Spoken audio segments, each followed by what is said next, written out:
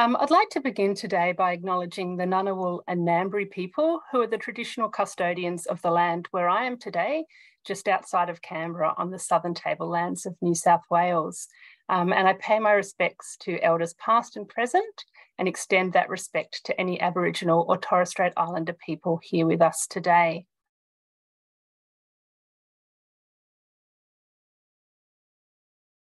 Inga is executive producer at ABC Radio Australia, and she's responsible for a range of Pacific-focused content, including Sisters Let's Talk, Nessia Daily, Nessia Footy, Culture Compass, and Pacific Scientific. She has more than 20 years' experience as a journalist and broadcaster and has worked across Samoa, New Zealand, and of course, Australia. Welcome, Inga. It's wonderful to have you with us today, and we look forward to hearing your thoughts. Yeah, talo falava. Thank you very much, Heather, and thank you for having me on your panel this morning. I'd like to acknowledge the land that I'm speaking from, which is Durrumble land here in Rockhampton in central Queensland, and would like to acknowledge elders past and present. Well, how can Australia improve its Pacific literacy and build a better cultural understanding and connectedness to the Pacific region? This is a very difficult conversation to have because Australia is still yet to reconcile with its history of dispossession and the ramifications that are being felt today by so many First Nations people. And we're still in a situation where many Australians still aren't aware of Australian South Sea Islander communities here and the history of blackbirding. But this is where the importance of the media comes in, because it's a powerful medium. It has the power to set agendas, hold governments to account, and inform the public opinion. And it also has the power to share human experiences and connect us. So I want to tell you a story. For me, I left Australia in the mid-1990s and I went back to Samoa for what I thought would be a short-term job. I ended up landing a job as a journalist. I stayed there for 4 years and thankfully got to spend the last 4 years with my grandmother before she passed away. But I got married, I moved to New Zealand, I had my 2 kids, and after 12 years of being there, I decided to come back to Australia with my family. And I was not prepared for the shock, and nor were my kids, because the absolute lack of representation of brown or black faces on our TV screens and in the media was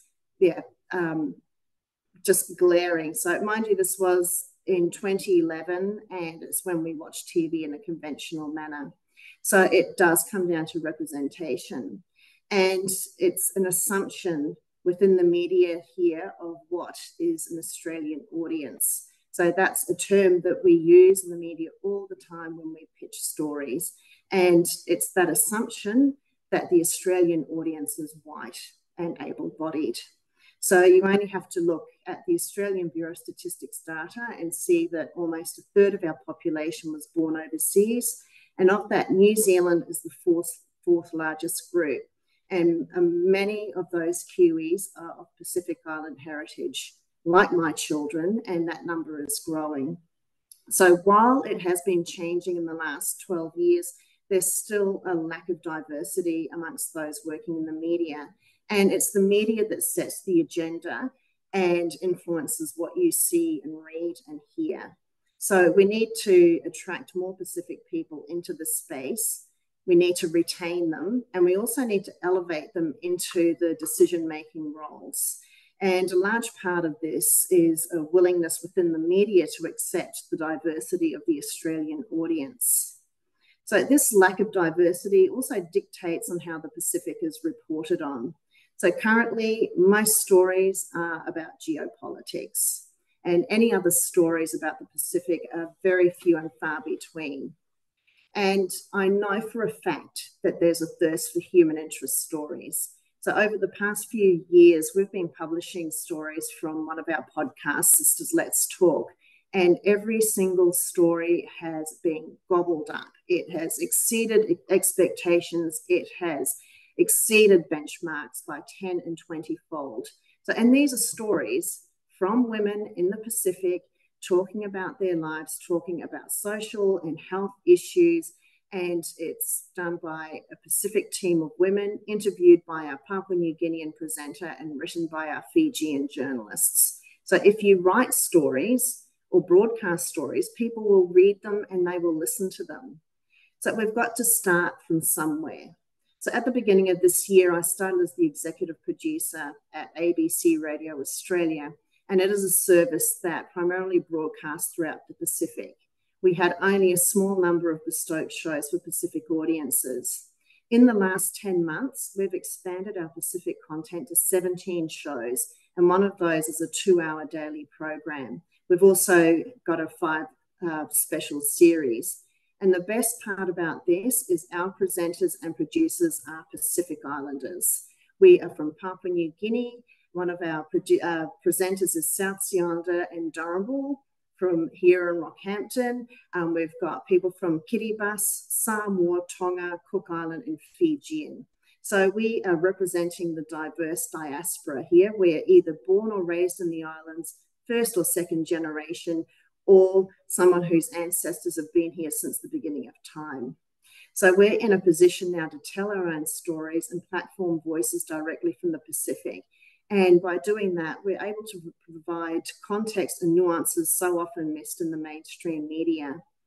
But it isn't just about building up our Pacific team in Australia.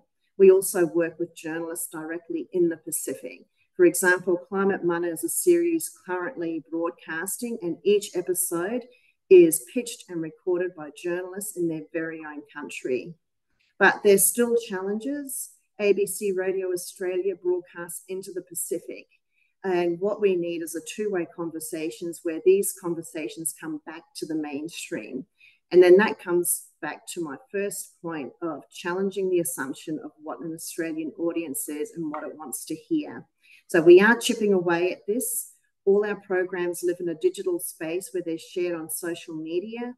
A lot of our series are now podcasts, so anyone can access them across the world. As I said, we've got Sisters Let's Talk, we've got Stories from the Pacific, and we've got Culture Compass, which explores how our cultures evolve and it navigates the survival, revival, and connection across the Pacific. So our stories don't just go to air on ABC Radio Australia.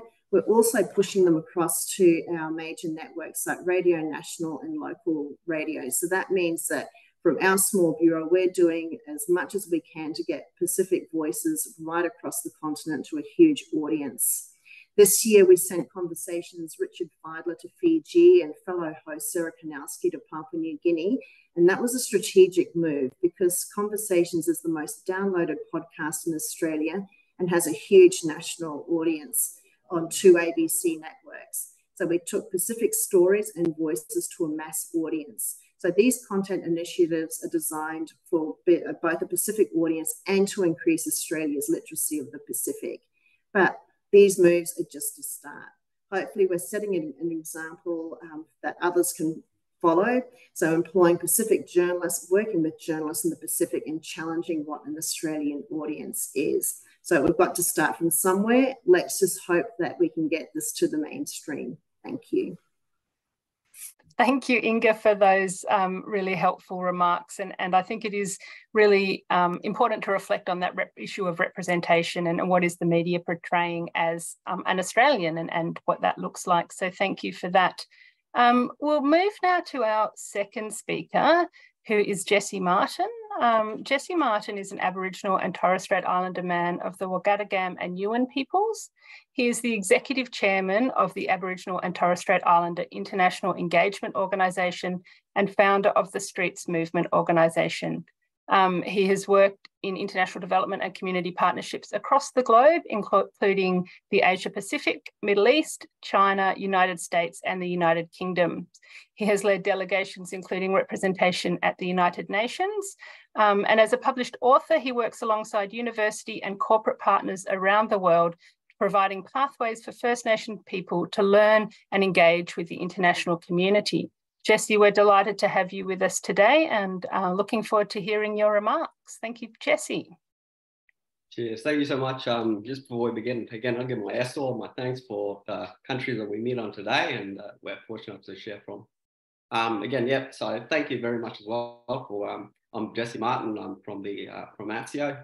Basically, what we endeavour to do is to make sure that we're giving our people a independent representation on the international level, particularly when you consider the history that our people have here with the Australian state.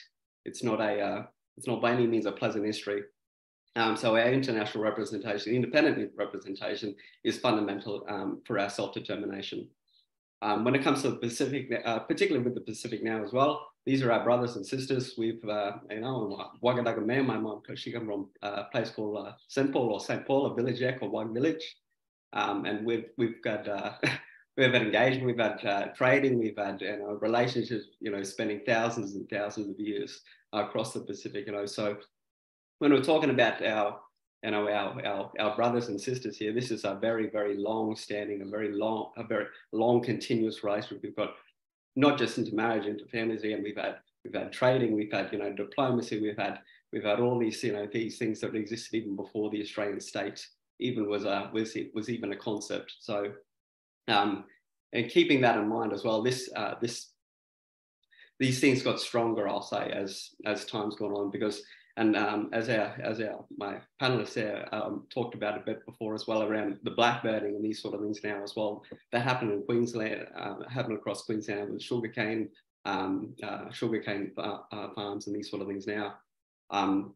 These things aren't acknowledged. They're not acknowledged in the way that they should be. And we talk about, particularly with the First Nations people as well, we talk about truth telling. And we just had the referendum, right? And we see where we stand anyway with the rest of the Australian community as First Nations people after that.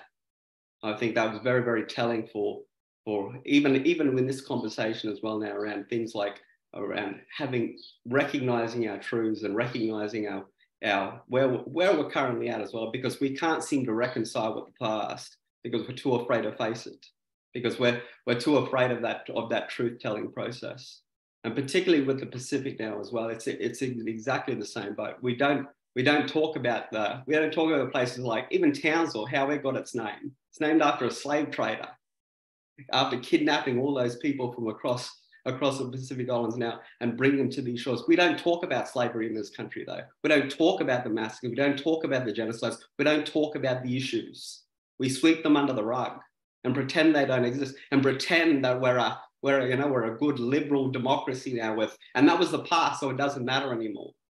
We might not live in the past, but we do live with it, and that's a major point we should be taking away in this country. Until we can recognise that these atrocities, these terrible things have occurred, and provide some semblance of justice around these things as well, because our grandparents lived through these things. My parents lived through these things.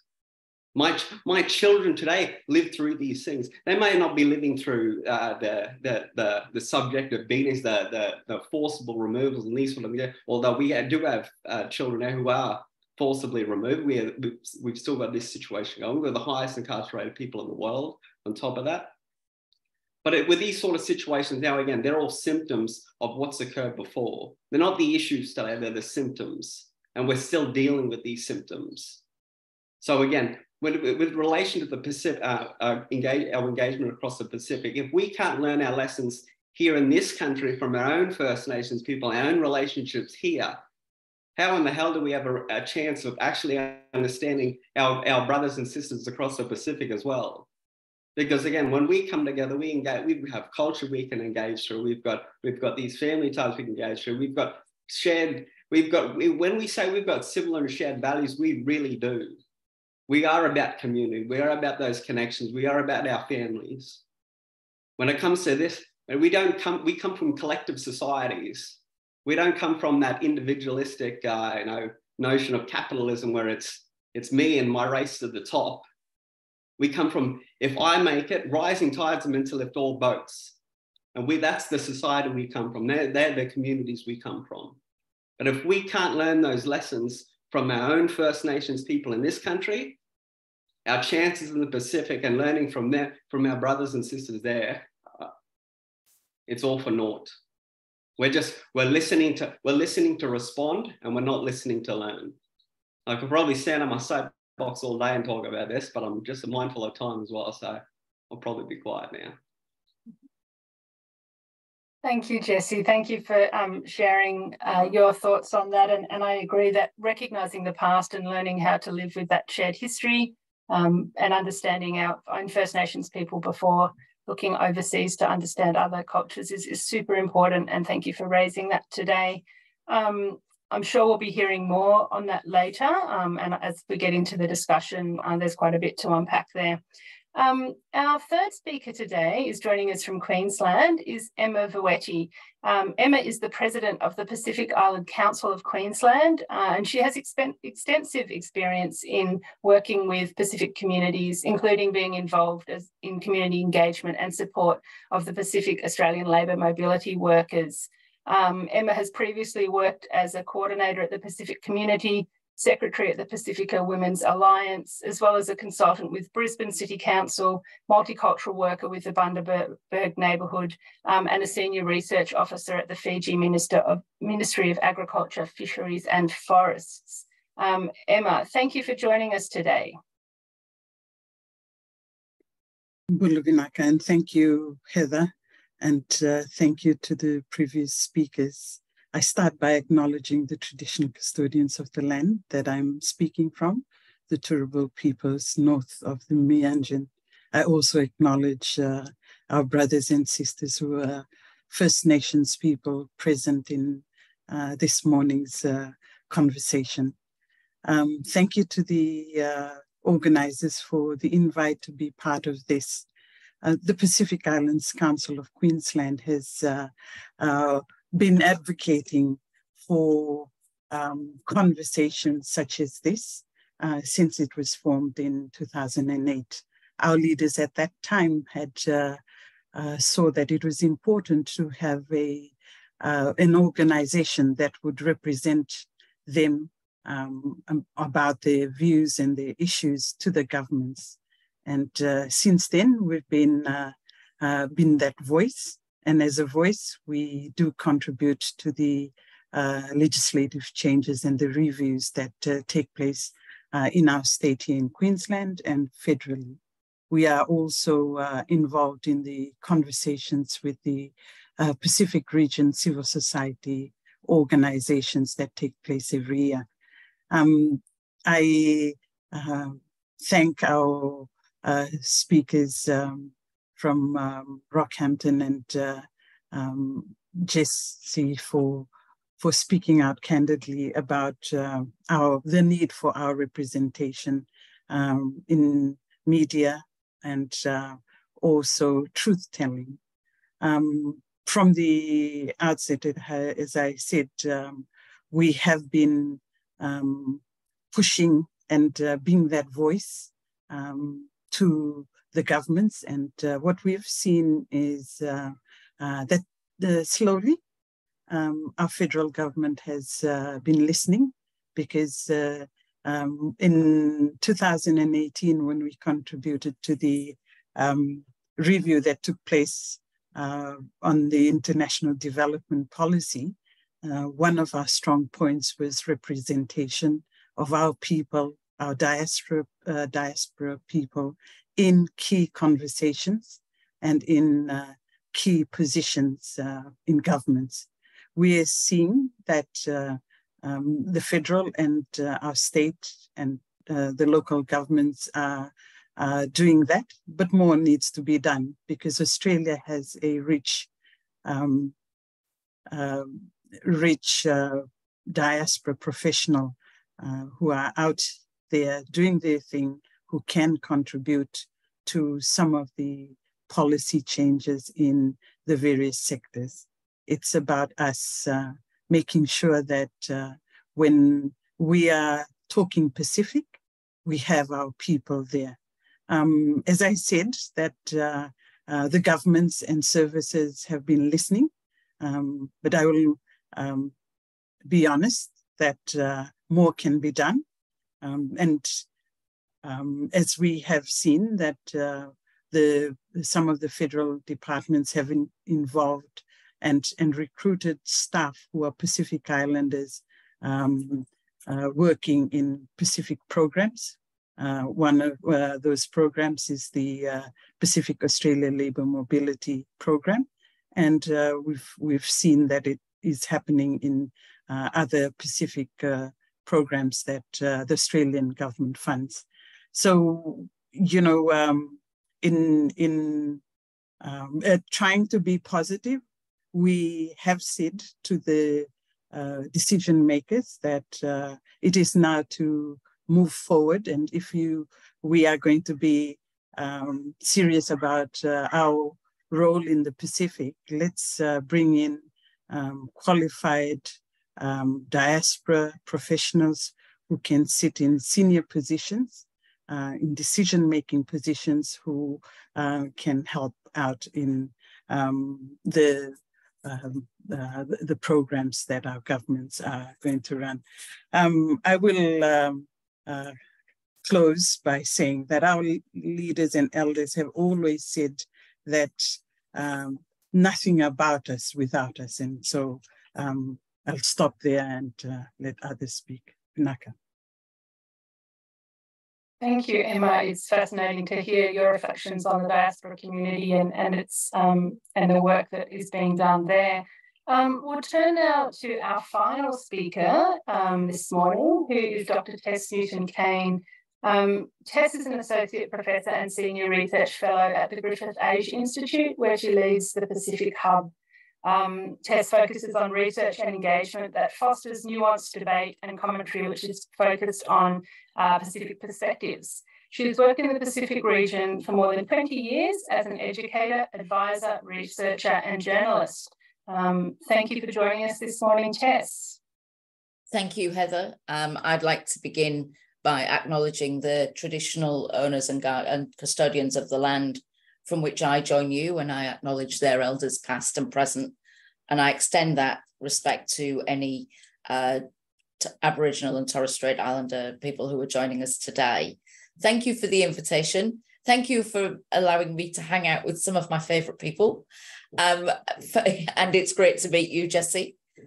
Faleagafulu, I just want to remind you, I don't know if you remember, you and I had a conversation in Rockhampton a few years ago, and you said to me, why, Tess, why do Australians need to understand the Pacific more? And I said, because this is where you live. And I just want to congratulate and really pay tribute to the work you've done since then within your organisation. And I know you've worked with some amazing colleagues. And it's great that we get to see you down here in Brisbane a bit more often. But, you know, you've really kind of spearheaded some great work at the ABC. So that's just amazing to see. And every time I look at your feed or something, there's something new coming along. So great stuff. Awesome. More power to you.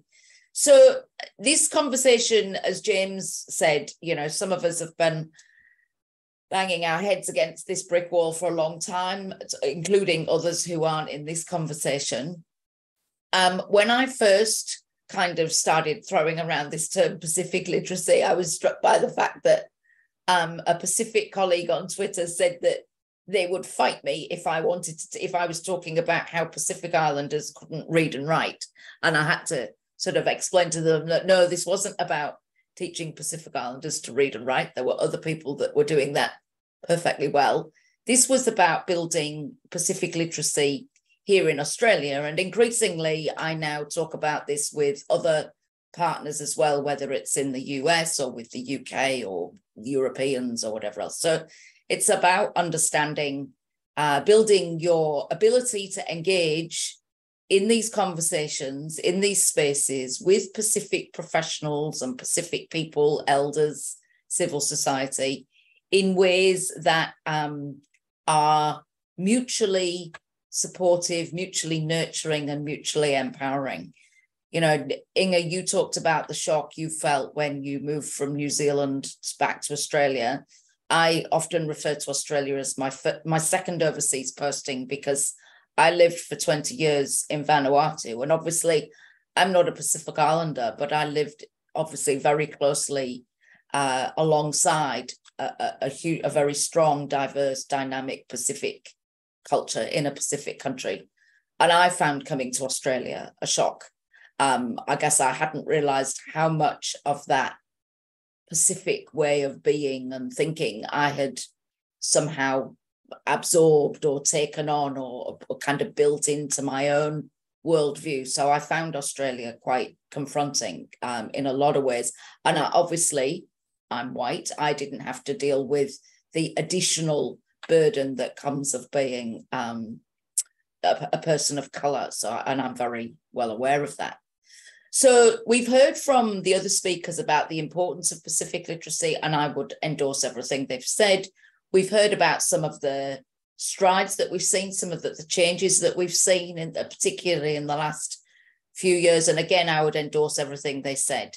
What I wanted to focus on is maybe kind of a start to think about the methodologies. It's like, so you want to be Pacific literate, how might you go about doing this? What are some of the tips and tricks? What are some of the pitfalls to avoid? One of the things that's become clear to me, I think even, Inga, since you and I had that conversation in Rockhampton, is I used to think, Australian people don't know much about the Pacific. They don't know anything about the Pacific.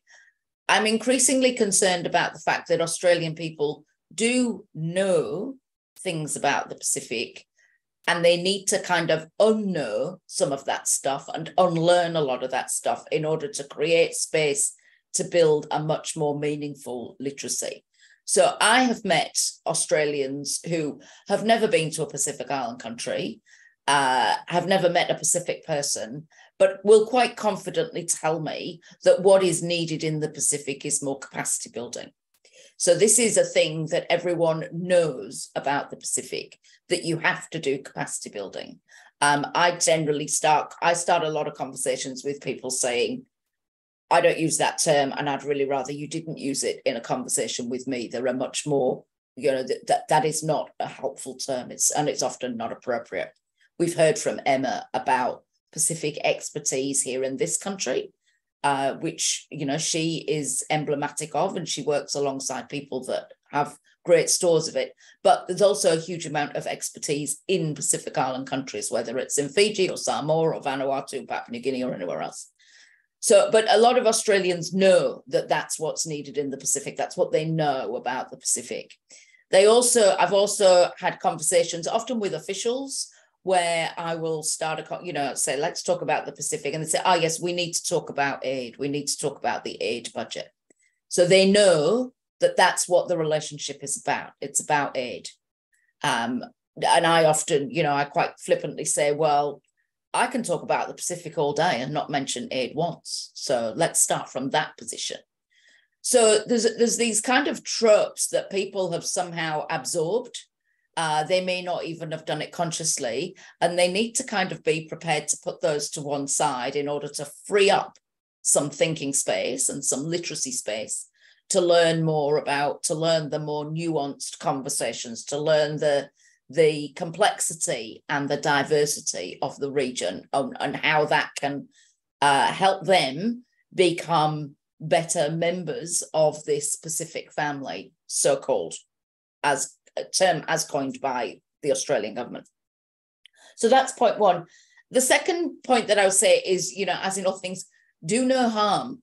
I think it's very easy. And Jessie, I think, I'm still learning very much about Indigenous history and culture and law, LORE.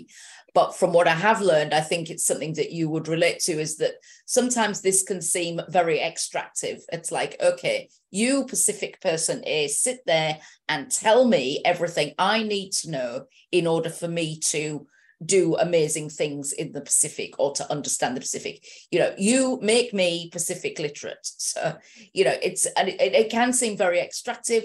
It can seem very instrumentalist. It's like, tell me how to do, what do I need to do in order to get this work done in this country, or to get this deal signed, or to get this visit over and done with without any slip-ups?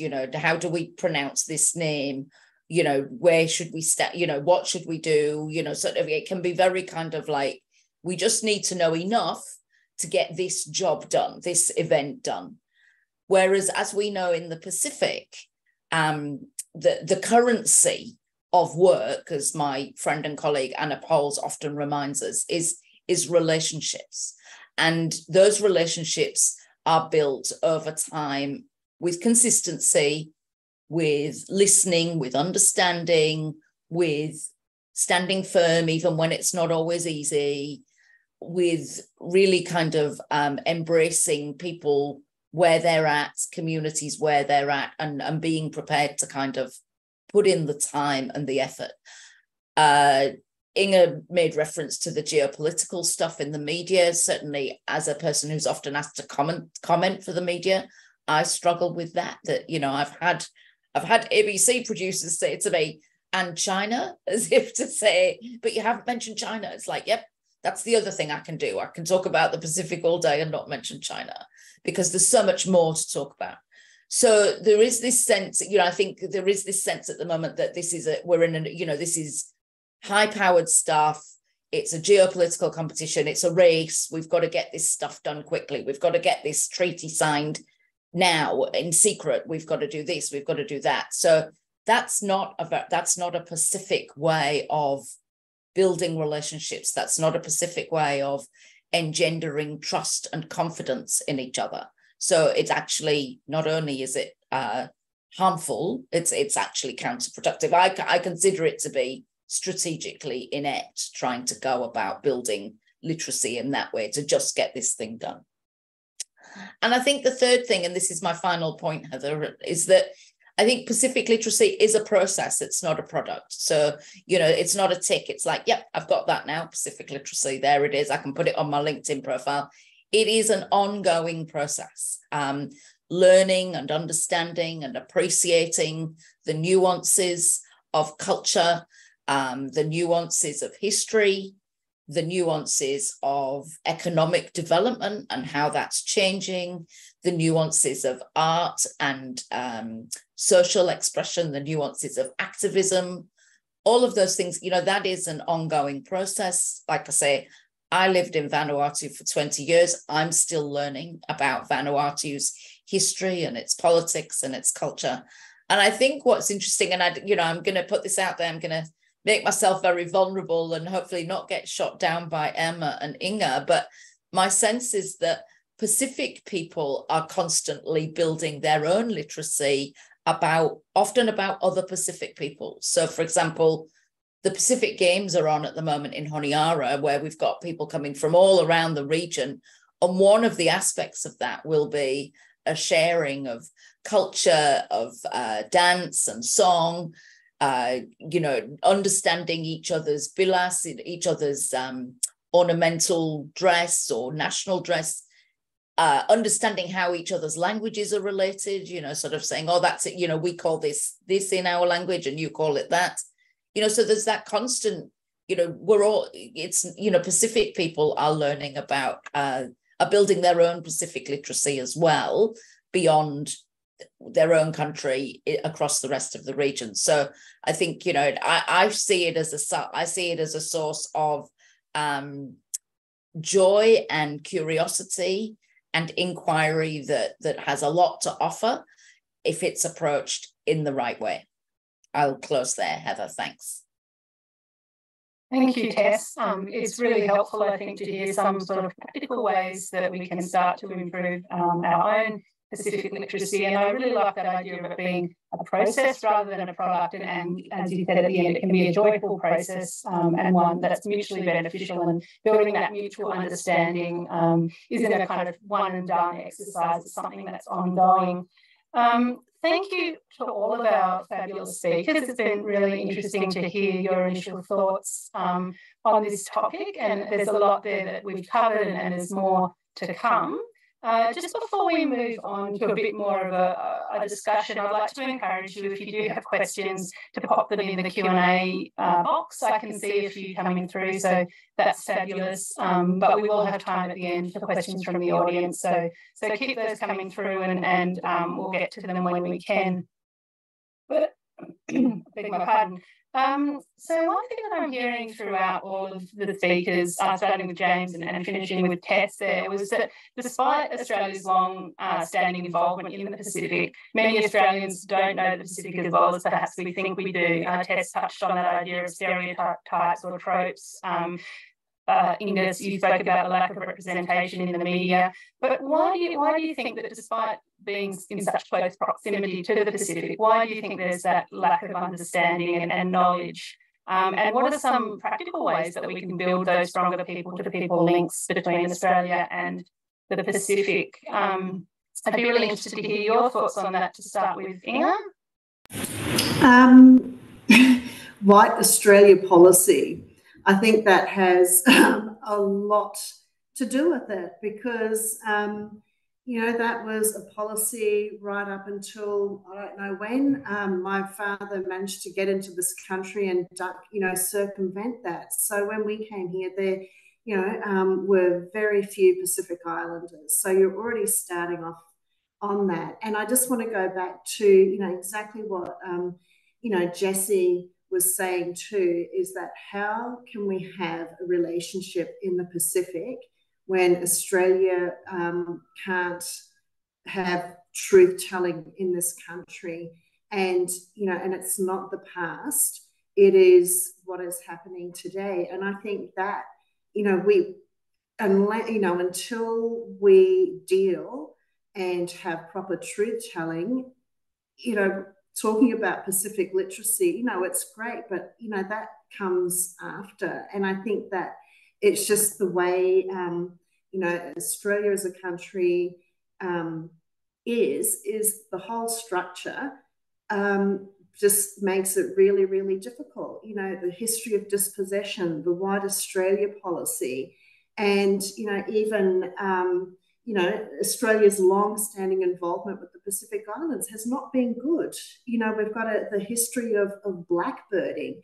And, this is something that people don't talk about. I knew about it because growing up in Samoa, every kid, this because it is there. This is the history that you're taught. Coming to Australia, nobody knew about it.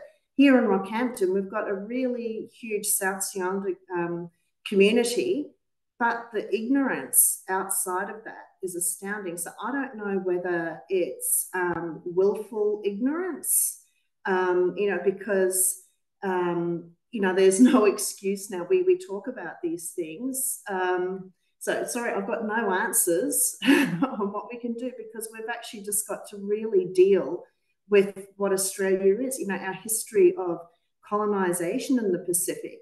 Colonised Papua New Guinea and Nauru, and how many PNG's only 48 years of independence. So if we cannot start talking about these relationships unless we deal with the history, because that puts it in context, and it is also how modern Australia came to be, and it's all intertwined with, and first and foremost, it is truth-telling and acknowledgement, which is happening here with First Nations people. Anything after that is secondary.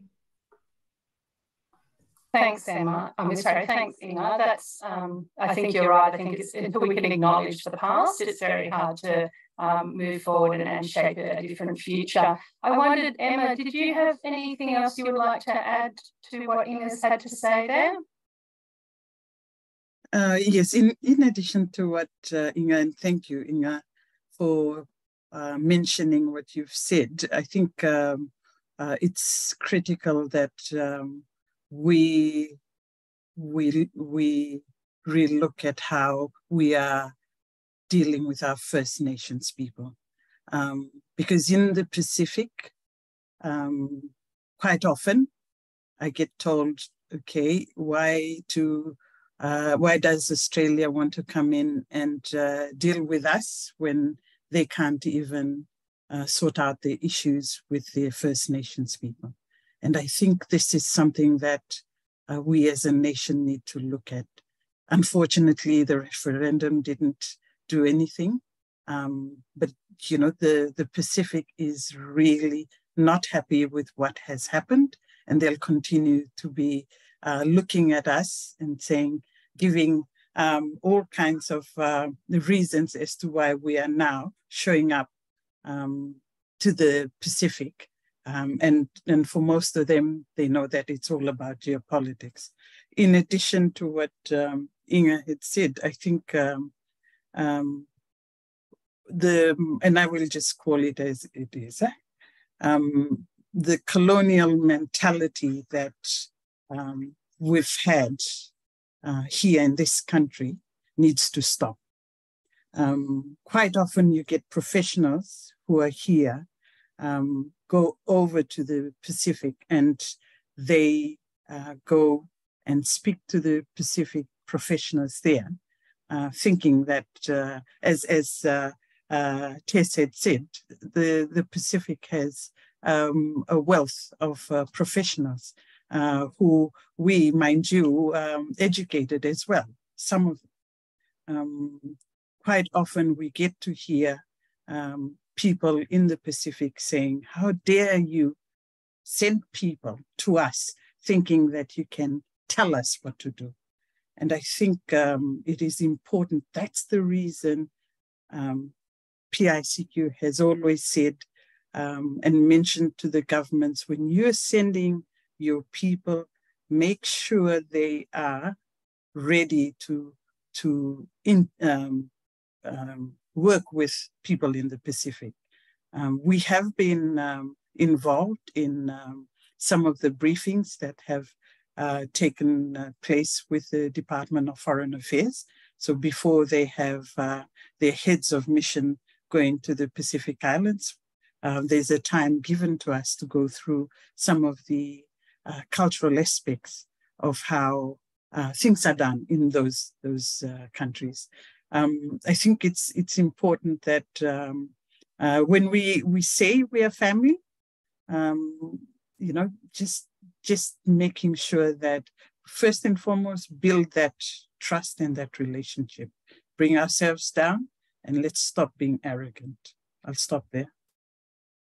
Thanks, Emma. And someone's just popped into the Q&A function. It's not a question, but a comment just saying how much the words that you spoke earlier around nothing about us without us really resonated with them. So thank you for sharing your thoughts.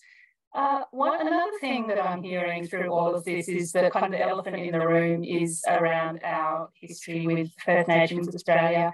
And I think it could be said, perhaps, and Jessie, correct me if I'm wrong here, but the majority of Australians perhaps need to improve their First Nations cultural literacy as well as their Pacific literacy. And it seems like this doesn't go unnoticed in the Pacific, where that rich and distinct culture of Indigenous Australia really resonates. Can you speak a little bit more to the value of Indigenous Australians' connections and partnerships with Pacific people? Yeah, definitely. And look, again, we've got thousands of years of connection, you know, it goes back millennia. I mean, even again, you know, even today, I mean, our communities are very, very close. You know, that's why I call them, you know, I say our brothers and sisters in the Pacific, because that's what they are. They are our brothers and sisters. And again, we talked about before about, you know, our plight is their plight and their plight is our plight. So I mean, I've just seen the Prime Minister over at the, you know, the Pacific Forum now. You know, he was over there and he was doing a little bit of a dance I've seen on the news and these sort of things now as well, and you know, doing the diplomacy, that sort of stuff. But when he was over there, he announced a $3 billion fund for climate change adaptation projects in the Pacific. This is coming at the same time as the government is taking Torres Strait Islander people in this country to court to say they don't have a responsibility to my people around climate change in this country. That's how they treat us here. If that's what you treat your own people like, the Indigenous people from here like, Pacific people are not stupid. They will see this. They see this now. If that's what you're doing to us, what's stopping you from doing that to them? This is something the Australian government does not want to talk about. They don't want to talk about this. Even the language, the rhetoric we use in this country, we say the Pacific is our backyard. Our backyard? Maybe we're their backyard. It's in our strategic interest. It's in our geographic region. It's in our interest to be doing this now. Why is it only in our interest to be doing this? Now you've been here since what, 1776, been coming over. Why is it only now you're saying, well, now you're important? Why? Because China's coming in? Is that why? But these, again, we talk about to Pacific Island nations and leaders like they're subservient to us. We talk about, oh, we'll give them aid, but it's boomerang aid. We give that money out, and it's well, we'll give you this money, but it's going to be Australian contractors coming in. It's going to be Australian consultants coming in. It's going to be Australian businesses who that money's attached to. I know because they do the same thing with our communities.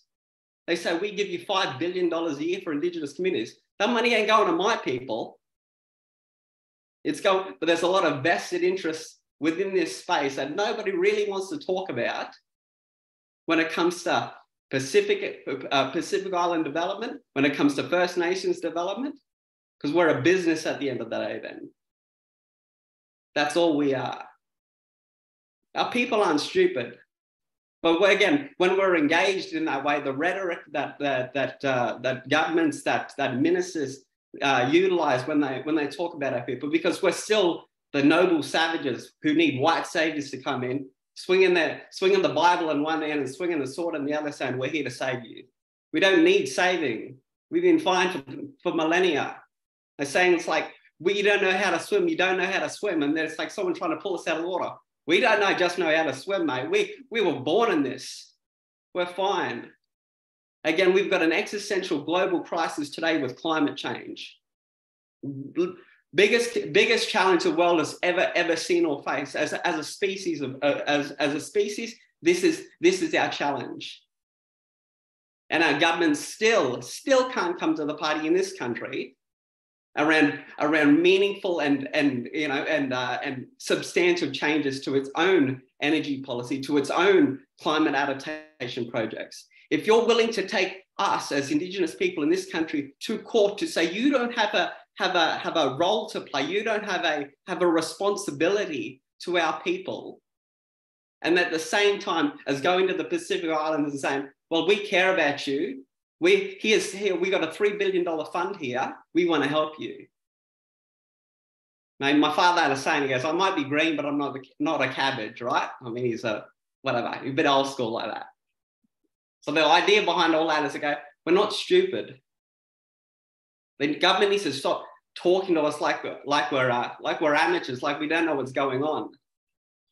The thing that makes me so proud is to see all these Pacific Islands engaging with China, to be engaging with the US, to be engaging with all the EU, to be engaging with all these countries from around the world, and not being dictated to say, you can and you cannot talk to these people. You talk to whoever the hell you want. I'm so proud to see that, because it shows their own self-determination, their own sovereignty, and they're exercising what's in their national interest and what's in their best interest, not this country's best interest.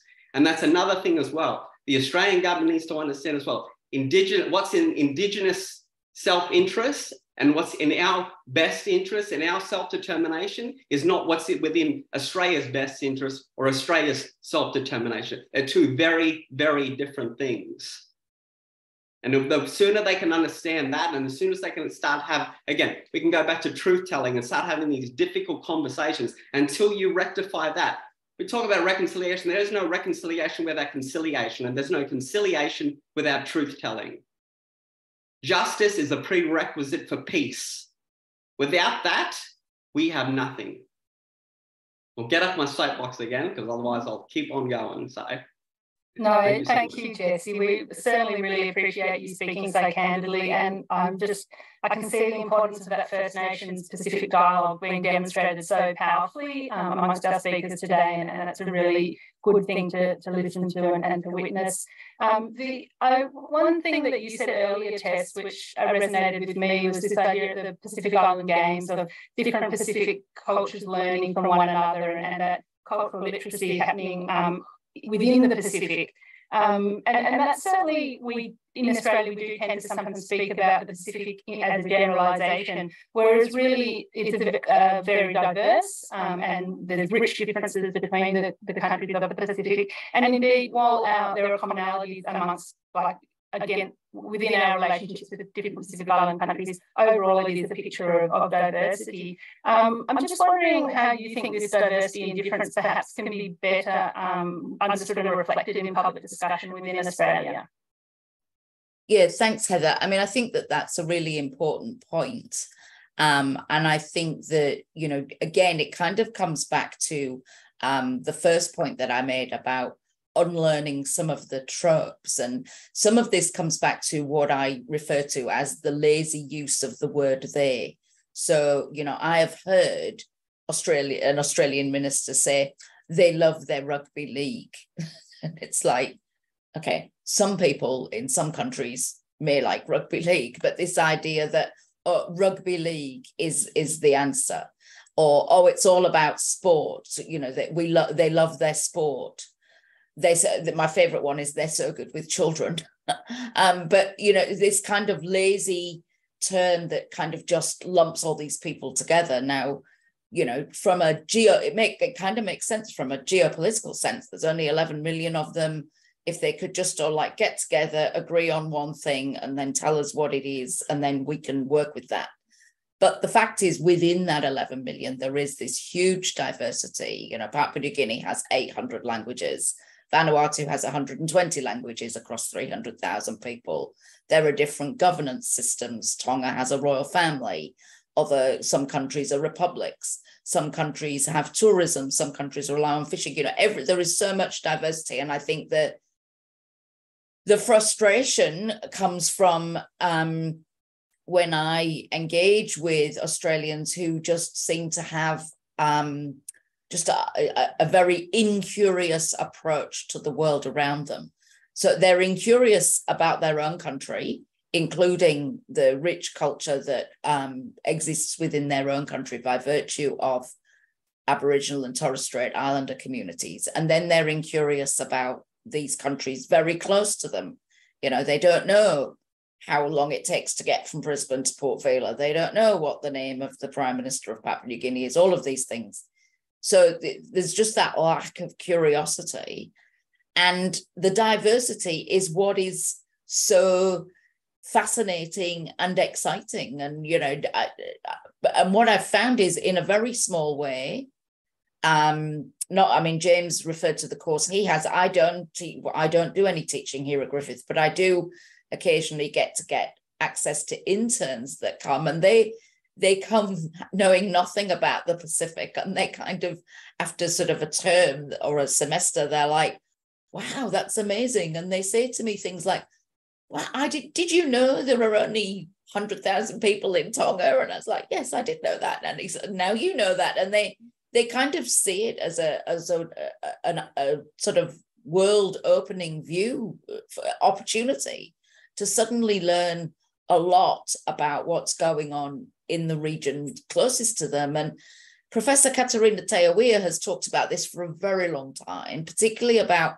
getting this stuff into schools. So before they go to university, that they're learning this stuff in schools. And it just seems to me that, you know, you don't have to have Pacific studies in the curriculum, but you just have to look to the Pacific for information about what you're already studying. History, obviously, including the really problematic and traumatic aspects of that history, which we've heard about today. You know, if you're doing something on biodiversity, Papua New Guinea is a cradle of biodiversity. You know, if you want to talk about geography, we've got earthquakes and volcanoes and all these. And, you know, these knowledge resources are right there, very close to, certainly to the eastern seaboard of Australia. I guess, you know, Western Australia maybe is a slightly different prospect, but certainly for the eastern seaboard of Australia, this is the region that is closest. Jessie made reference to the use of the term backyard, our backyard. I think between all of us and James and everybody else, I think we've kind of finally beaten that out of Australian officials and most of the media. I think they've realised that that is just not an appropriate term, and it's not helpful. I mean, I think everything we've heard about the need for truth telling and justice, you know, is absolutely paramount. My kind of right brain, real speak head is telling me these relationships are already in place. So we don't get to just like wipe the slate clean and do that foundational building. These relationships are already in place. Some of them are working well. Some of them are not working well.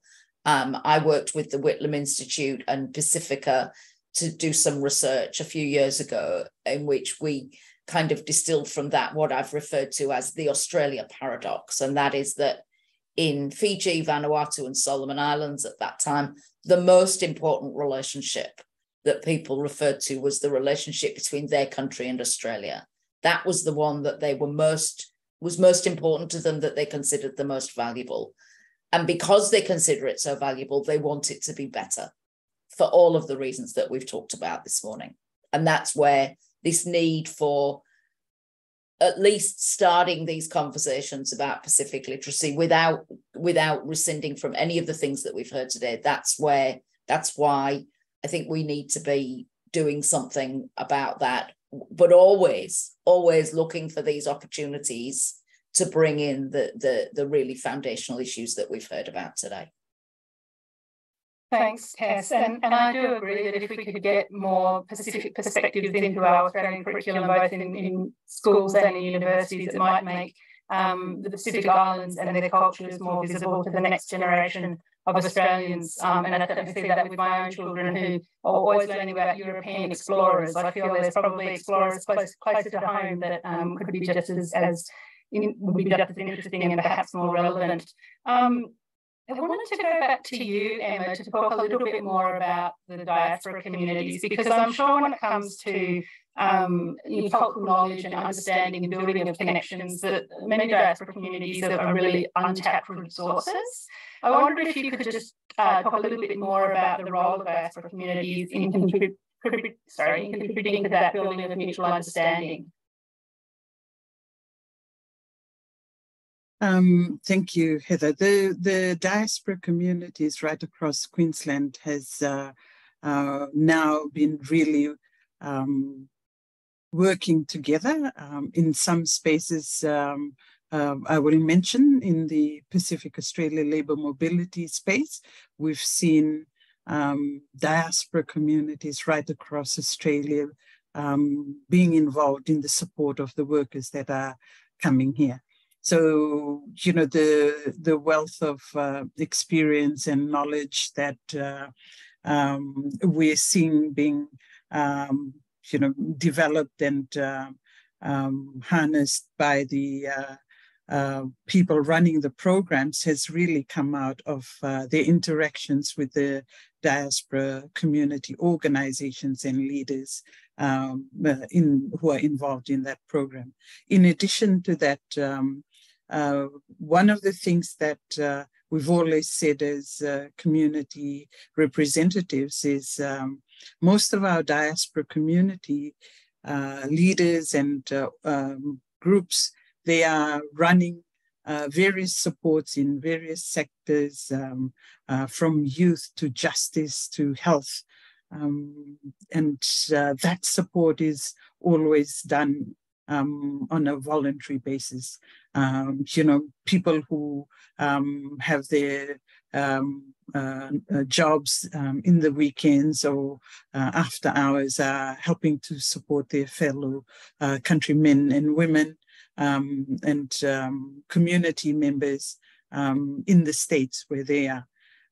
What we've been saying to the governments is that they look at the wealth of diaspora community members and leaders right across Australia, and try and help work together with their local governments. In Queensland, that is what is happening, and I know that it is happening in some of the other states, and also bring in the wealth of cultural experience and knowledge that these communities have into the programs that they may have in their state. So here in Australia, we have been able to set up networks in all the states in Australia, and the community leaders are talking to each other. The federal government and our state governments are also bringing some of the community professionals and leaders into the conversations that I have mentioned. As I said, more needs to be done in that space. The other thing that we've also advocated for is that we've made, and for most of us, we have contacts in the Pacific. And so what happens is when there's new programs coming out through either government or services, we get asked to provide some of those credible contacts. I will stop there and let others speak. Thank you.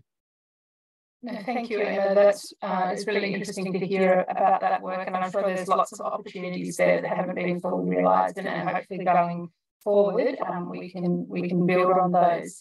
I'm really aware that we are almost running out of time, and I do want to get to some questions from the audience. Again, if you have questions, keep sending them through. But before we do that, I just have one final question that I'd like to put to all the panel members, and that's around, I mean, we've heard a lot about what's missing when it comes to Australia's Pacific literacy and cultural understandings of the Pacific. I'm just wondering if there are positive examples. I mean, some of the work that you're doing, Emma, certainly, but positive examples where strong relationships and mutual understandings have been built, and can they be replicated elsewhere? So we might start with you, Inga, on any positive examples you can think of. Yeah, I'll just think, like within our own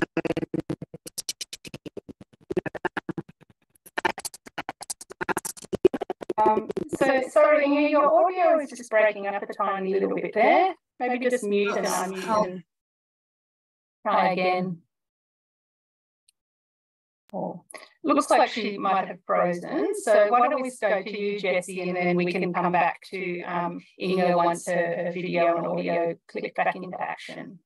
Yeah, look, there's a lot of positive examples. I mean, all you got to do is look in our local communities to see, positive examples already. I mean, I'm up here in, far north Queensland at the moment, and I grew up here as well. And look, again, we've got a very strong, very interconnected community across, and not just Indigenous here, but again, our Pacific brothers and sisters as well. So, I mean, if you want to start looking at positive examples, it sounds so easy and so simple because it really is. Go down and check out your local community centres, mate. Go down and check out some of the local the local groups down here, because they're here. They've been doing their thing for a very, very long time here, and again, but these stories, they're not really highlighted, not really shown in any sort of a broader sort of sense. But if you've got feet on the ground in community, then you can't go wrong, mate. And there's a lot of good examples out there. Yeah, that's fabulous to hear. And it looks like Inga is back online. Sorry, you dropped out there for a second.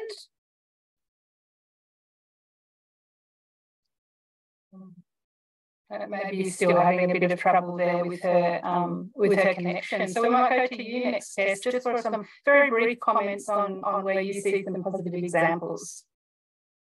Thanks, Heather. I think, my kind of go-to for this is the Asia Pacific Triennial that we have here at Goma here in Brisbane. And within that, the Pacific team do an amazing job of working with Pacific artists, both as individuals and as groups, as communities, and they bring them into the space. They create the space to demonstrate and to really amplify the creative work that they're doing. They've now added in programs whereby they work with diaspora communities in Brisbane and beyond to make them part of that whole conversation. And as Inga and I discussed in that conversation that I referenced, when Pacific when Pacific creators come into those spaces with Australians and whoever else, they don't come to have their capacity built. They don't come to learn. They come as equals. They come as partners. They come as teachers and guides and collaborators. It's a very flat space in which everyone's talent and passion and art and creativity is recognized. And, you know, I increasingly encourage the diplomats and the security people and everyone I talk to think about that and to look to that as to how to approach this in a way of we have shared challenges, we have shared resources, and we can come together, we can bring the resources together to address the challenges together in a way that is built on respect for each other's strengths. Thank you. Let's try one last time with Inga. Are you back? Is your connection working now? I don't know. Is it working? We can hear you loud and clear. There's the big connection between regional Australia and Pacific is the fact of internet connections. Oh, unfortunately, you're breaking in and out again. Sorry. So we might just move on to Emma, if that's okay. I'm just conscious we're running out of time. I do want to get to audience questions. Any final comments from you, Emma? Yeah, just to mention a couple, but as Jessie had said, the local examples, there's so many out there. Check out the social media pages because people are doing, excellent work locally. In the bigger picture through the PALM program, because of the involvement of the diaspora communities right across Queensland, there have been some positive changes. More needs to be done, but there have been some positive changes there. For the support of the workers. And in relation to the Pacific office, we've been in their ear for quite some time now, and they're slowly listening. So we will continue to be in their ear and make sure that those changes are done from their office as well. Thank you. Thank you, Emma. So we've got just over 10 minutes left, and I would love to go to some of the questions that have come through from audience members.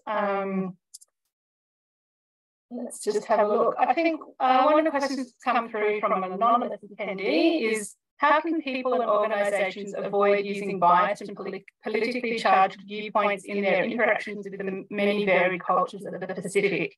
Should communications with Pacific cultures be driven from their interests and need rather than imposing our expectations and opinions upon them? Why don't we go to you, Tess? I'm sure you've got some views on that one.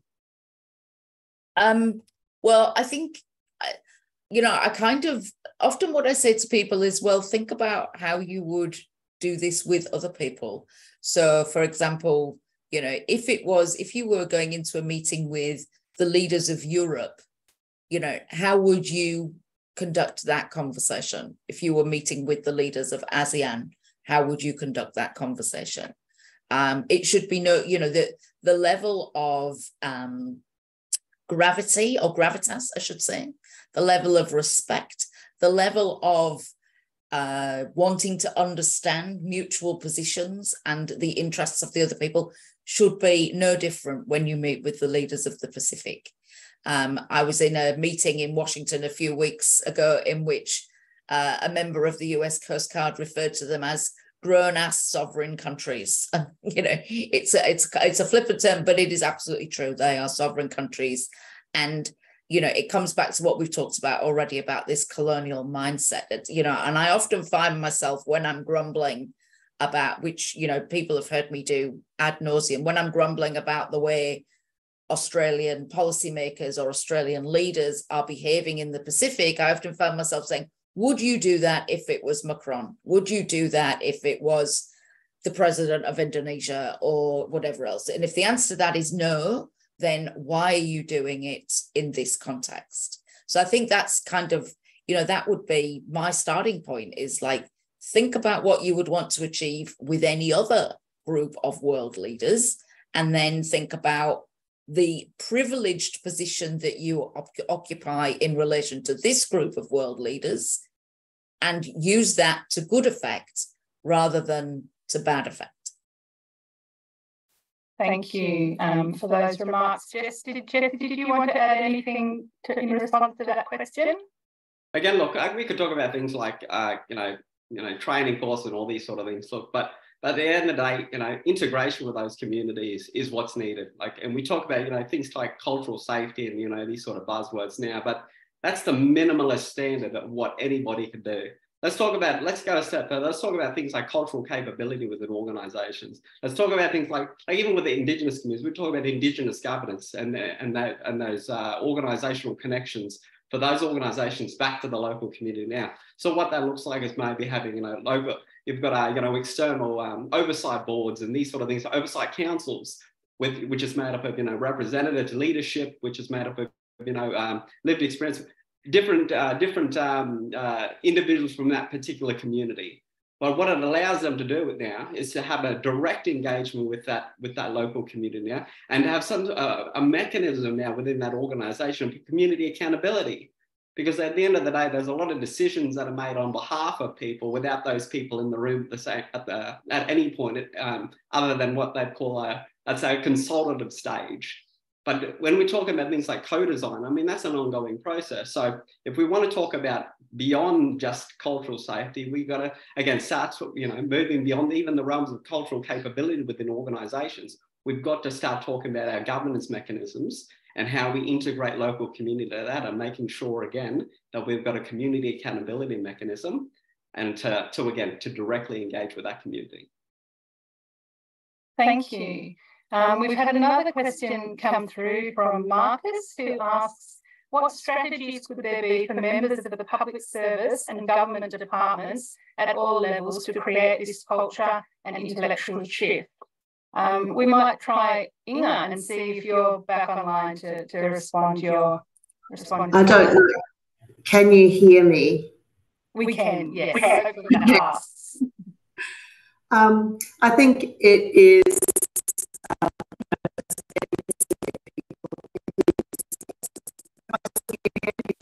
Oh, I'm sorry, Inga, it really doesn't want to work for you today. As soon as you start with all your very insightful comments, it cuts off. So we might need to move on. Emma, would you like to respond to that one instead? Referring to what might the government departments do, I think some departments have already started bringing in diverse workforce, and they've had to do that because of their mandate in their departments. For example, the Home Affairs, their workforce is getting a lot more diverse, and they also have a number of diaspora Pacific Islanders there. But we are hoping that we'd get more Pacific Islanders in that department. In the departments that are running programs that focused on the Pacific, example, the Department of Employment and Work Relations, they're going through a huge change in their department because of the PALM program. They're bringing in staff that are reflective of the people that they're bringing in from the Pacific. So I think the answer to your question is that the government departments and the policy makers make that conscious decision and move to bring in staff who are qualified and who are from the Pacific to be involved. Thank you. Thank you, Emma. I know earlier, Tess, you mentioned that how much you hate the phrase capacity building, but I do wonder if there needs to be some capacity building within Australian government and public service around this cultural literacy and understanding. Did you want to share some final thoughts on that? Yeah, I did once cause a few people to choke on their lunch in Canberra when I decided to talk about capacity building and said, let's talk about lack of capacity in this town and in this country. And I think, you know, that's definitely, if people want to talk about capacity building, I'm happy to do that, about building capacity here. I think, you know, Emma's made some, has given us some good examples. Mike, I have two concerns about that, which isn't that that shouldn't happen, but that we need to be careful that we're not making a bad situation worse. One is that they are responsive. So they are, oh, we're doing a thing in the Pacific with Pacific Islanders, so we better employ some Pacific Islanders and understand more. So it's a reactive situation, and it's quite instrumentalist. The other thing is that that sometimes, and I know this from Pacific friends who have been employed in organizations where they might be the only Pacific Islander or the first Pacific Islander, is that they then are expected to take on a lot of labor for other people. So they are then the go-to person about all things Pacific. So they'll be, you know, it's like, how do I pronounce this person's name? And, you know, where does the flight go to? And can I get sunblock? Can I buy sunblock there? And where should I, you know, they kind of expected to be travel agent, cultural capacity builder, you know, socio-political expert, all things rolled into one, and that can be quite it can be quite extractive. So at a broader level, across the public service, and I think even in DFAT, even though we've seen improvements in DFAT, I think the issue still remains is that what we need is for everybody that works in those organizations, whether they are Pacific Islander or not Pacific Islander, to be encouraged to think of Pacific work as important work. It's not what you do because you're not good enough to do the other stuff. It's not what you do to kind of get some experience before you go off to do something more exciting or more interesting. Inga's made reference to the media. I know lots of journalists, Pacifica journalists and non-Pacifica journalists, who say to me, I say to them, this is a really important story. And they say, yes, I know, I can't get it past the editor. I cannot convince the editor that there is an audience for this. You know, when I talk to Australians of all types and say to them, don't you think there should be more stuff about the Pacific on the news? They say, yeah, I want to know more about the Pacific. And then when you get to that, when you scratch that surface, they will say, I was born in Papua New Guinea. My father worked in Fiji. I studied with Samoans. I played football with Tongans. So they've all got that connection, some, you know, from their own lived experience. And they want more of that. They want that to be nurtured. So my feeling is that there is that demand, but people in decision-making roles, whether it's in the media, the public service or whatever else, have yet to actually put the Pacific at the top of the agenda. It's still an afterthought. Thank you for those final words, Tess. And I do realise we're almost out of time, but I'm going to try one more time. Inga, if your connection works, would you like 30 seconds to make any final comments before we finish today? Okay, I don't think it's going to work, but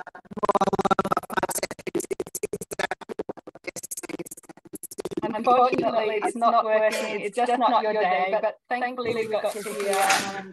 Thankfully, we got to hear your comments earlier, and we really appreciate your participation. As we appreciate the participation of all the speakers today, really thankful for your generosity in sharing the time, expertise, and ideas, and for the really candid, powerful discussion that took place today. I thank Office of the Pacific for making events like this possible with their ongoing support, and of course we thank James for opening with his remarks.